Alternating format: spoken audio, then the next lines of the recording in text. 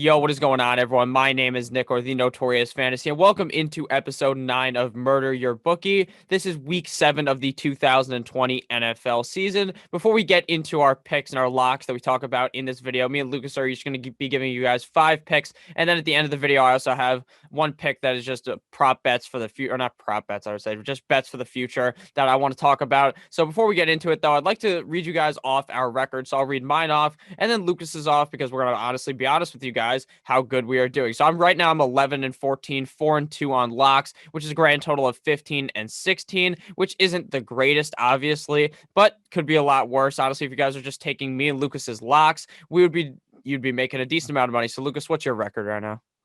Yeah, so far, this is what we said the whole time. Like, you can't judge us on 1 week because obviously there's bad weeks. But so far, that's the non-locks of mine are 17 and 8 for a total. No, sorry, 17 and 8. My locks are 4 and 2. So our total percentage ROI is 67 for me, 48 for you. And then if you combine all of our total picks, locks, and picks, we're sitting at 58%. So obviously, like your individual picks are not hitting the 52 mark that you want to hit. But if you just take everything, which that's like the whole goal, is not to single out. Once you start singling out some picks, then you're just not even taking a full sample, et cetera. So definitely stick with us. We're only 6 weeks in, 10 for sure more to go. We'll probably go through the playoffs, I would imagine, and whatnot. Yeah. But our process is sound so far this year. Yeah, definitely. We've had hot weeks, we've had bad weeks, but if you ride the whole time, you're going to end up winning some money. So let's get into it. First, here we are going to talk about. I'll go first, I guess, but this is technically my second most confident pick. We've decided to rank these in our confidence because we used to just go all around and then we had our lock at the end. And then we discovered, you know what, let's give our order of actual confidence. So we'll go first with my second ranked pick, which is Lucas's third ranked pick, and that is the Lions at the Atlanta Falcons. Now, Lucas likes a team. I just like the over in this one, over 55.5. I think that the Falcons look so much better after they fired their head coach, Dan Quinn. They just look like they actually want to win a game. Julio Jones somehow scored 2 touchdowns last week. I don't expect that to ever happen again. That guy scores 2 touchdowns typically on like a 6 or 7 game sample size. Last week, he scored 2 in 1 game. It was a miracle. The Lions look pretty good. Now, I'm not saying they're amazing or something, but I think that this is going to be a back and forth affair. I don't really, in my head, see a clear winner in this game. I just see both teams scoring a decent amount. Kenny Golladay has looked very good for the Detroit Lions. When he's healthy, the Lions are just buzzing. And TJ Hawkinson is going up against the worst defense up against the tight end in the NFL in the Atlanta Falcons. I just feel like he's going to be really involved in this game and put up a lot of points for the team, because I wouldn't be surprised if he scored 2 touchdowns here with just how piss poor the Falcons are at covering the tight end position. And I just don't think either of these defenses are good enough to keep the under to get it to go to under 55.5. Now, 55.5 is definitely a big number, but I just feel like if the Falcons are playing how they did last week and how I thought the Falcons would play all season, this should be very easy to hit the over. So what are you thinking here on the over before you get to your pick? Yeah, I think that we've seen a lot of these games where everyone knows they're good offenses, bad defenses, right? And that's why these totals are high. And I think it's kind of the first couple weeks, it's been a trap as to like, oh, just hit the over, because it makes sense, right? Or at least it thinks it makes sense. Yeah. But I think what we saw, well, because I was on the Falcons over with the Panthers, I think 2 weeks ago, and that was kind of a dumb sort of. That was under. Like, in hindsight, the process was good, but like when you actually like watched the game and I saw like things that I was like, why did I do that? But then you come last week, and the Falcons were just finishing drives, like they were just actually playing football. And, I mean, frankly, everyone knows this. It's because Dan Quinn was gone. It's why the Texans look good last week. It's because it's just a change of play style, and most often than not, when a interim head coach comes in, they're not trying to do what they want to do because it's not their job, right? They're an interim for a reason. Like, they're asking the quarterback, especially a guy like Matt Ryan or Deshaun Watson, like, what do you want to do? What works? And to Matt Ryan, that is, let's just throw the ball over the place and hand it off to Todd Gurley and shotgun. Let's not try and pound the rock or give all these little dumb touches to Russell Gage, even though he's good. But like, they're letting Julio do his thing. Ridley's still doing his role, and now Gurley's like actually looking good because it's flowing like this offense should. So yeah, I like the over here. You're probably going like a first half over, stuff like that. I just think it's just it's not a trap as much as I think some of these other overs are. And we did say last week that the lines are kind of adjusting. We saw that last week. I think there was a lot more unders. Don't quote me though. Or at least it just kind of seemed like that in the games that were kind of higher totals when they shouldn't be. But yeah, I think the over here is a good pick. And you could probably get away with teasing it down or vice versa too if you had to. Yeah, definitely. So who are you picking to win this game since you have it as your third most confident pick? Yeah, so my third pick is Falcons -2.5. I've actually bet the money line because you could odds boost it down from DraftKings. But either way, I still think the side is the Falcons here, and I really think it's just because we saw firsthand with this team when the guy that's the interim head coach now became the interim D coordinator. I think Robert Morris is his name, Raheem Morris or something. Yeah. We just saw that's when they hit their hot streak, right? Or else they would have had like the third, fourth pick in the draft last year. The same scenario as this year, and I think you just kind of see like this boost of morale on the team. I know it's not a very good point to bet against, but the Lions just don't have the firepower on offense, I think, to respond to the Falcons. I mean, they have Marvin Jones is basically washed. They have Galladay. Yeah. You can put in Galladay for his 100 yards, maybe a touchdown or two, and then Swift maybe on the breakout game. But I just don't think it's enough to compete with this Falcons offense. Like if you compare quarterbacks, I think to be determined. I think the quarterbacks are pretty equal, especially the way Ryan's been playing the last week. I think the running backs, as much as people say Gurley's washed, are equal. I think the tight ends, Hawkinson might be better, but he still hasn't broken out yet. And I think the Falcons receivers are better by far, and the defenses both suck. So I just like the Falcons on this. If you're not comfortable with 2.5, I would just say go money line, toss it in a parlay, but you're not getting 3. So you're just saying a field goal win, which seems pretty ideal in this game. Yeah, definitely. I mean, I don't really feel either way on this game. That's just why I took the over because I think both teams are going to be scoring a decent amount. I think Matt Stafford has looked all right this year.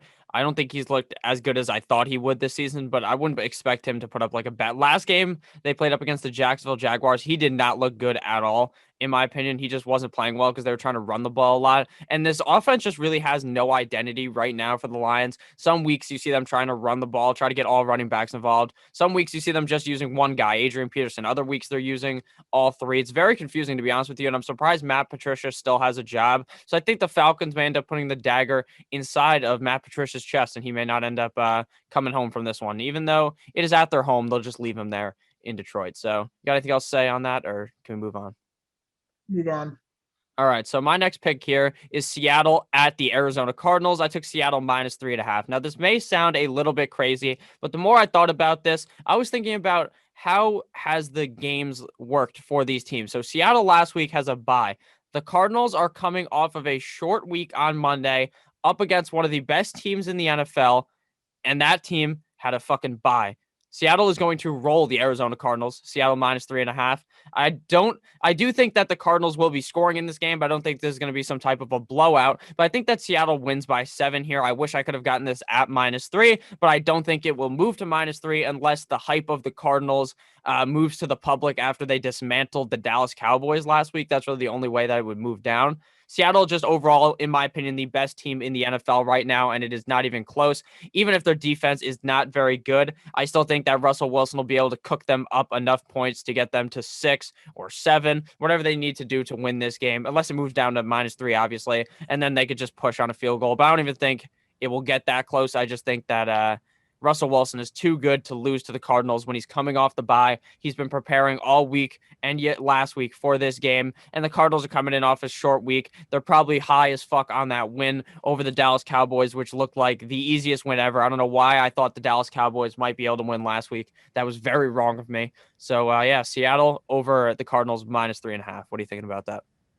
Yeah, I'm super mad I didn't get it at 3.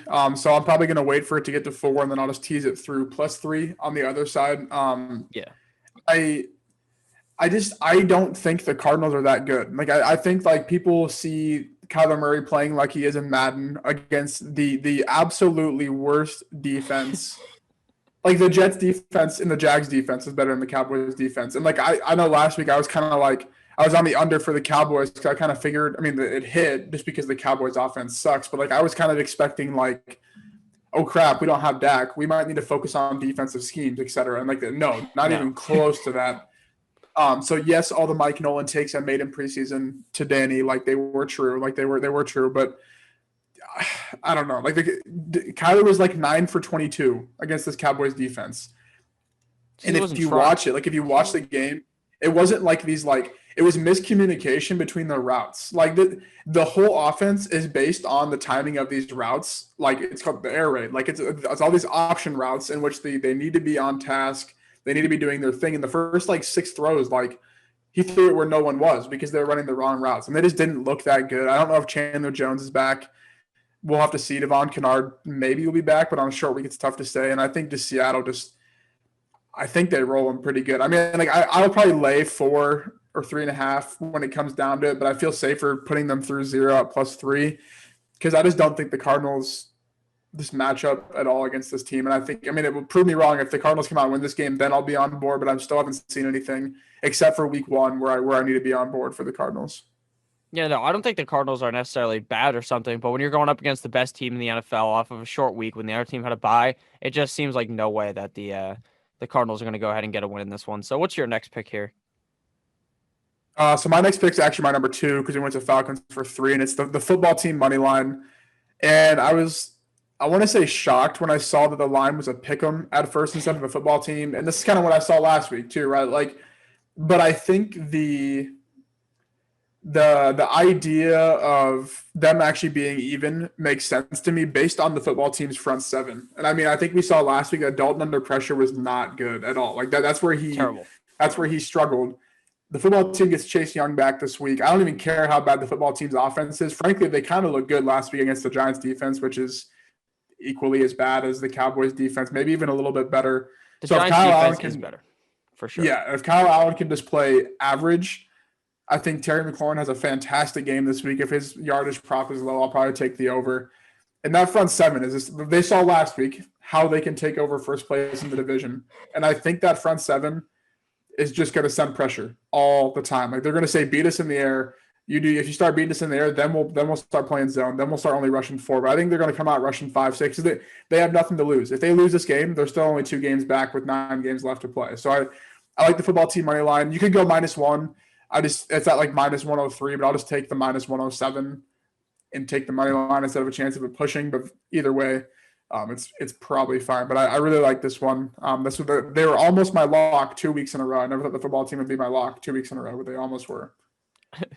I don't know if I could ever bet on the Washington football team, but this seems like the perfect spot too. The Cowboys offense looks terrible. Now I expect it to look better this week, but the offensive line is not the Cowboys offensive line of the past where you think they're going to just stop everyone and Dak or Romo could just stand back there. In reality, Andy Dalton's on his ass constantly, and Chase Young coming back scares the fuck out of me for Andy Dalton. The guy looked terrible last week. He was getting put on his ass all the time. And I think that the football team, while Kyle Allen isn't very good at all, I don't know why Dwayne Haskins isn't just playing, because how much worse is Dwayne Haskins than Kyle Allen, right? He's probably better, in my opinion.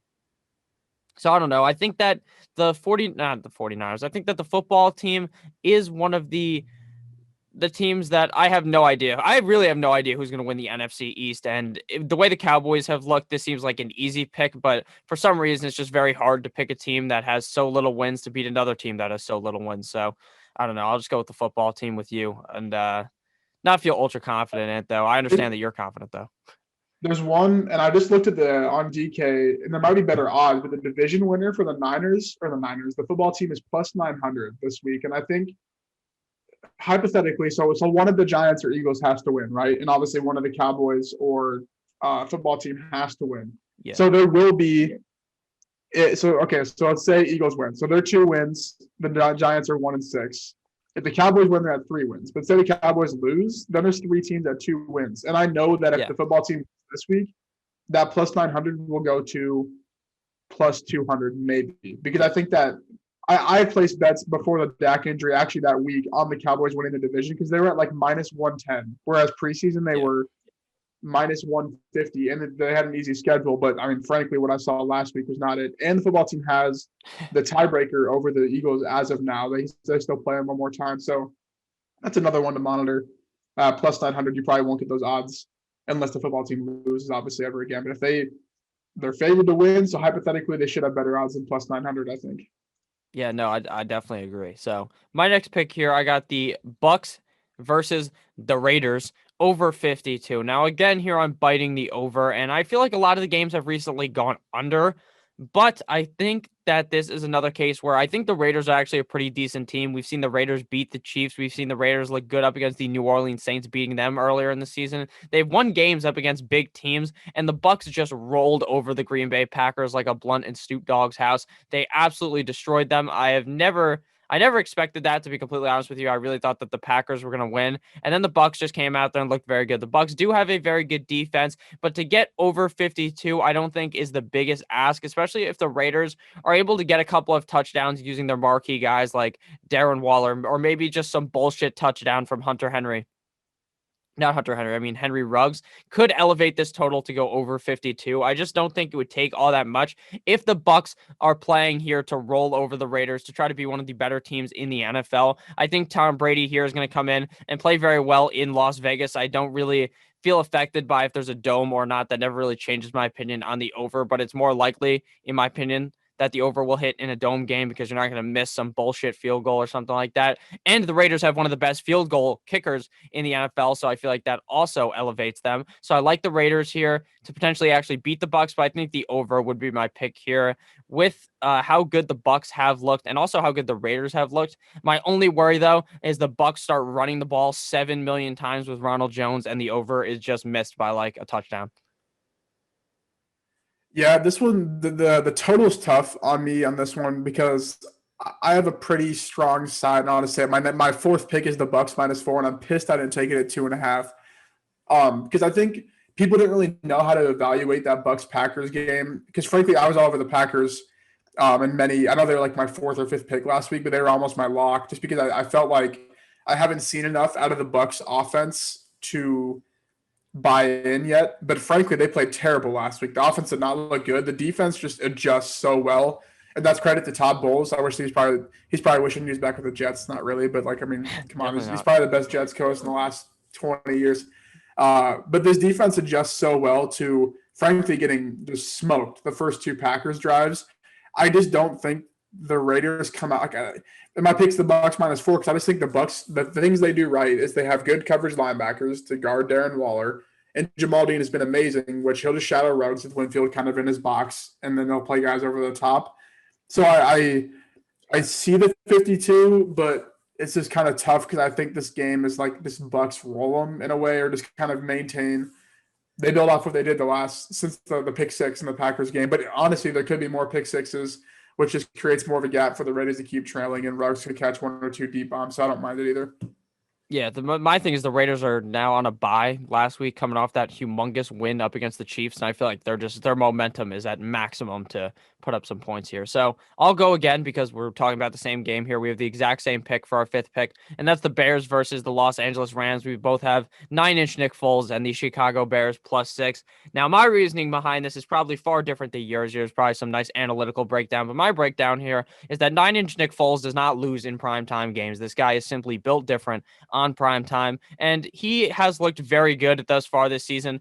The only thing with Nick Foles is he's a very streaky quarterback. He will look awful in the first half of the game, and then a switch will flip in his brain, and he looks great in the second half. Or that switch never gets flipped, and he will look terrible all game long. So that's obviously a worry, but he's been rolling these last couple of games. He beat Tom Brady a couple of weeks ago. Tom Brady didn't shake his hand. And then last week, Tom Brady was all touchy-feely with Aaron Rodgers. And then people just be like, oh, Tom Brady doesn't want to get corona. Well, he probably, I don't know. I was going to make a joke about him kissing his son or something, but Yeah. I don't know if his son goes to school. But Bears versus the Rams, I like 9-inch Nick Foles. I think this offense has looked very good. I think getting +6 is a nice number here. And the thing is, the Bears and the Rams, in my opinion, have the exact same quarterback. Two motherfuckers who are very streaky. You're going to get Jared Goff that either looks like Patrick Mahomes, or you're going to get Jared Goff that looks like the Bears quarterback, Mitchell Trubisky. It's one or the other. And it's the same thing with Nick Foles. You're either going to get Super Bowl Nick Foles, or you're going to get Nick Foles from when he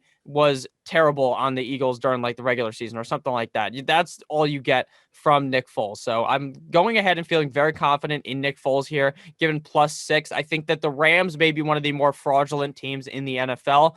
After this week, we feel a lot worse on the Rams. The Rams have looked all right in primetime. They rolled, obviously, the Dallas Cowboys, but I don't know. I just don't feel ultra confident on the Rams. So I'm going to go ahead and bet the Bears here +6. I know you probably have a much better breakdown than I do.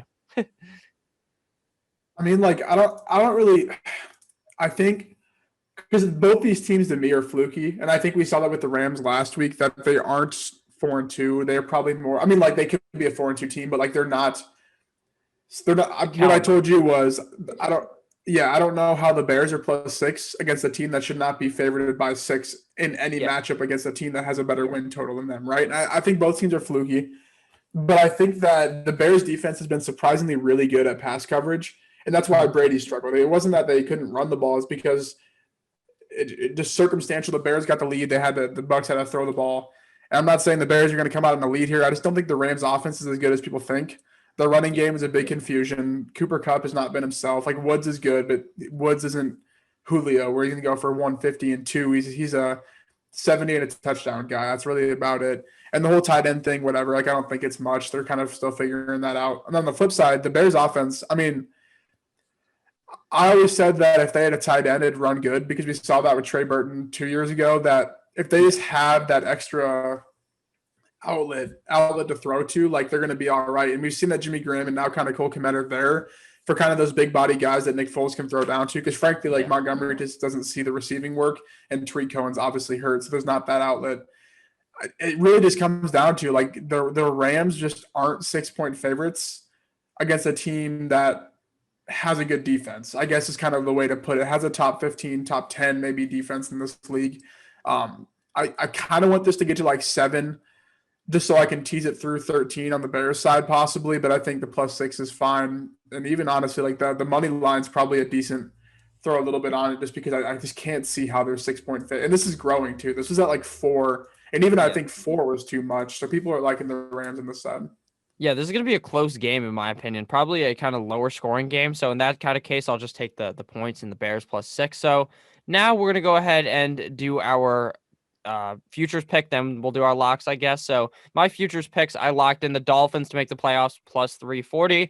I understand, right? I'm a Dolphins fan, so you can take that with a bit of a grain of salt, but I don't normally bet on the Dolphins unless I feel pretty confident in them. And I do feel confident that they are going to go ahead and land in the playoffs if Tua is the real deal. And that's what we're going to figure out here. And the odds of +340 do look pretty juicy, with the Dolphins being only 1 game back from the Buffalo Bills.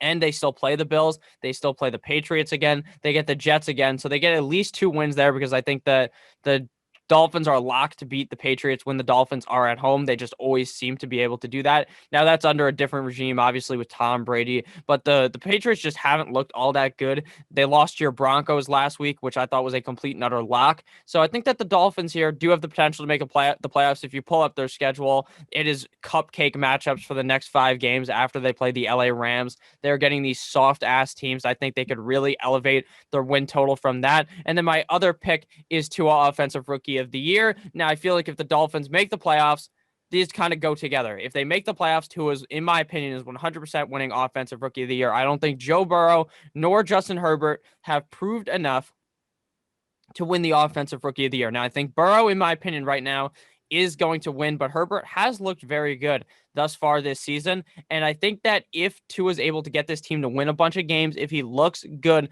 because he's the underdog story. He's the perfect story of not an underdog because he's a top 5 pick, right? But he's the story of a guy who, in my opinion, wins the offensive rookie of the year. The guy who gets hurt last year at Alabama, the guy that comes in to Miami at 3-3 and leads them to going 8-8 or 9-7 and then make the playoffs, because I don't really see the Chargers or the Bengals making the playoffs. And normally the quarterback that makes the playoffs is the one who ends up winning this, or the one that has the most win total.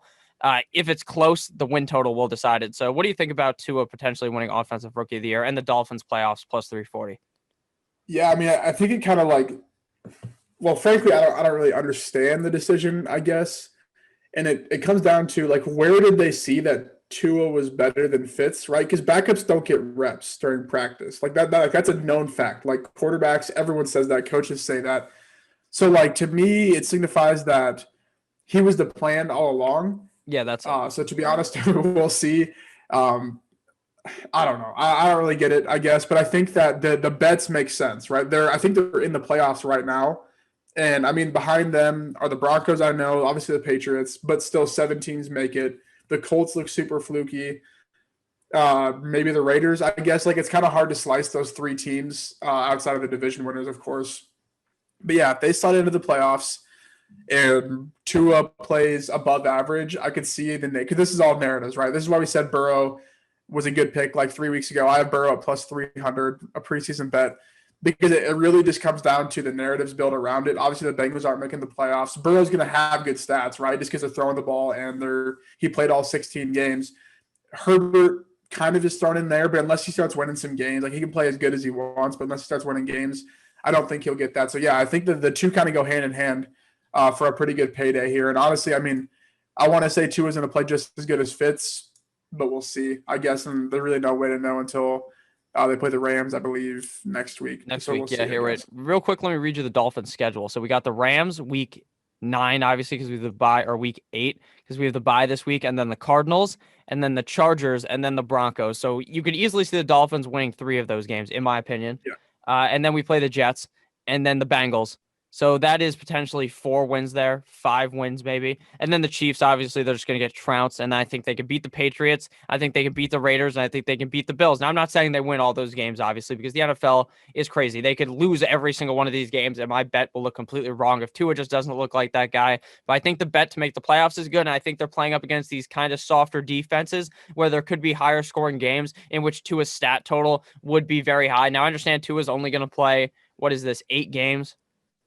So that does put him at a disadvantage to win Offensive Rookie of the Year. But Herbert hasn't even fucking won a game yet, and Burrow has, but the Bengals really have no hope to winning a bunch of games. So I just like Tua there. I think it's just based strictly off the shot that he does win, because I assume most people have already bet one of the Rookie of the Years. I took Joe Burrow earlier in the season at plus 100. I felt like that was kind of a lock. Probably wrong at this point, since I think Herbert is the odds-on favorite right now. So I'll just go ahead and take Tua plus 900, and hopefully he ends up hitting so I don't look like a dumbass on Burrow. So what is your future pick here before we get into the locks? Yeah, I think there's a couple. I mean, I only wrote down one, but I think this is a good point where you can kind of maneuver sort of some of these futures and kind of recharge on maybe the ones you placed earlier per se. But I have the Giants under 4 wins at plus 110. And if they would have handled the football team a little easier than last week, I think that I would have been a little different. But they literally only won because they had a fumble recovery for a touchdown, and then the football team went for 2 when they could have went to overtime, right? So like they really didn't win this game per se. But the Giants come in here with the rest of their schedule is Eagles, Bucks, football team, Eagles, bye, Bengals, Seattle, Arizona, Cleveland, Baltimore, Dallas. So to me, like they have to win 3 out of the next 10. So maybe they beat the Eagles when we're recording tonight, but when you see this 2 days ago, that might make this bet kind of bad, obviously, because then they're going to be halfway with the win under the Eagles, and they play football team, Eagles, etc. But the reason I like some of these at an even number is the chance to push, right? So you don't lose your money if you push, you get your $10 back or whatever, etc. So there's not really a way to lose unless they exceed expectations, but I don't see him beating Seattle, Arizona, Cleveland, Baltimore. Week 17, Dallas, I would imagine that by then either the division's out of line and Dallas has it, or this game Dallas has it figured out by then, right? So I think that there's an interesting spot here. And then Cincinnati, that's up in the air, both kind of similar to caliber teams. So I like the under 4 here, but they could definitely be wrong come with the stretch of Eagles, Washington, Eagles, and 3 of the next 4 weeks. That could definitely be wrong. Okay. Yeah, I know. I agree. I don't know. I don't have a real read on the Giants or any of these NFC East teams. They just all look bad, and any of these teams could have like 2 wins. Some of these teams could just have 6 wins from just beating the shit out of each other. So my lock now, we're to go into the locks, unless you have anything to add on the Giants. No, sorry. That's it. Okay. All right. So my lock of the week, we're to go with the trend of the Jets being absolutely atrocious against the spread and in real life. 0-6 in the NFL, 0-6 against the spread. The Buffalo Bills minus 13 up against the New York Football Jets. Now that number is huge, but you're just going to have to lay it, because if the Bills have been very sad the last 2 weeks. They've lost. This is their win where they just go absolutely hog wild and beat the Jets down until they are bloodied, until they die. Now, I understand that Sammy Mono may end up playing in this game instead of Cool Joe. If Joe Flacco is playing in this game, this is a complete and utter rout by like 40 points, in my opinion. But with Sam Darnold, it does keep it close. And I think if they announce that Sam Darnold does play, the number may end up going down. lower than 13, but how do you even do that? Because the Jets just suck so much cock. So I'm just going to go ahead and believe in the Buffalo Bills, even if they haven't looked like the team they looked like earlier in the season for the last 2 weeks. I just don't think the Jets are any good at all. I think the Jets and Adam Gase want Tua Tagovailoa, even if Adam Gase is not going to be there for Trevor Lawrence. For when Trevor Lawrence comes, Adam Gase is not going to be there. But with that said, I like Buffalo minus 13. Not This is actually, I'm super confident in this just because of, even though the number sounds crazy, the Jets just suck so bad that I feel like it's a lock. So what do you think about the Bills minus 13, which is a huge number against the Jets? I mean, it's a big number, but like yeah, the Jets are just so bad. Like I don't know.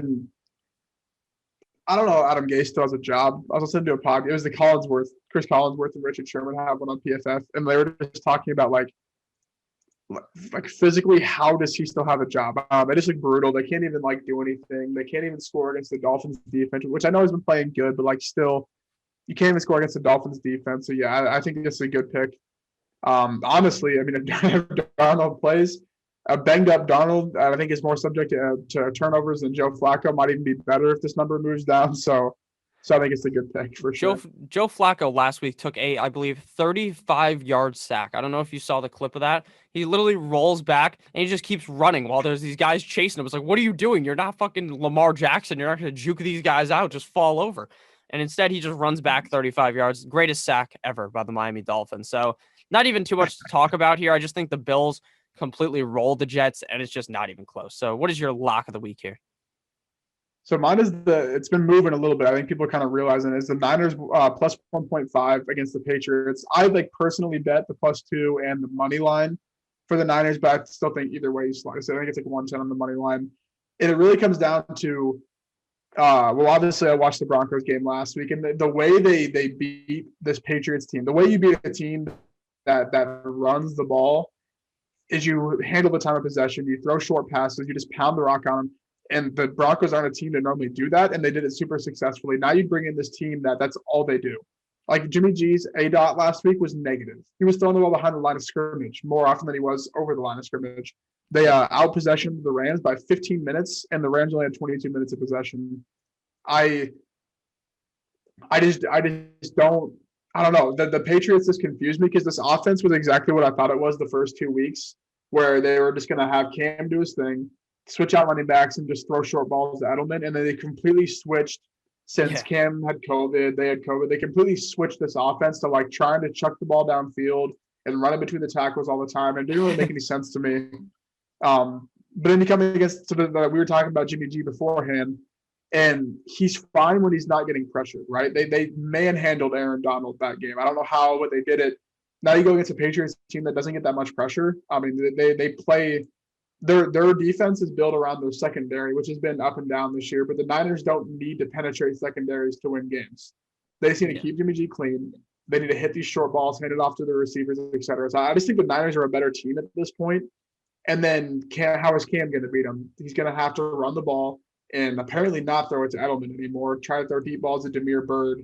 And you go against the Niners front seven. Yeah, with Fred Warner, probably one of the one of the best like just athletic linebackers in the NFL right now. So I really like the Niners on this side. I think they're just going to maintain possession, keep their short game moving. As long as Jimmy G stays in a clean pocket, I think there's no way they lose this game.